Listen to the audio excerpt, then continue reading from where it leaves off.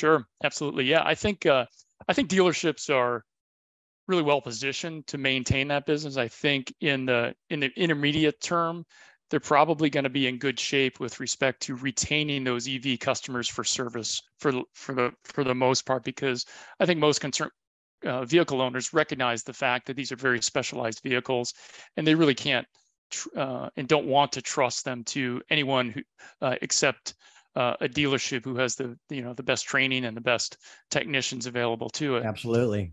I think that we can also look at what's happening to internal combustion vehicles and service too, and see some similarities to what we're going to see with battery and electric vehicles. And that is that the oil change is slowly being replaced as the most frequent service in the service department by a tire rotation.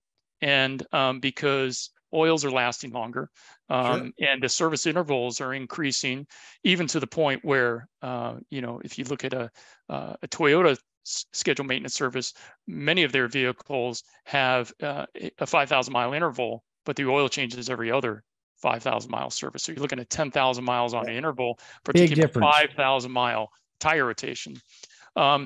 So I think that previews a lot of what we're going to see with respect to battery and electric vehicles. The most frequent servicing is going to be the importance of that tire rotation, and not to mention the fact that battery and electric vehicles are heavier typically, and with the acceleration that you get with them, it's going to be tougher on tires. So I think tires are going to, really be a big focus on BEVs going forward for dealerships. Huge focus, absolutely. But I think it's exciting, and there's a lot of change there. But I think there's with any type of change, there's also opportunity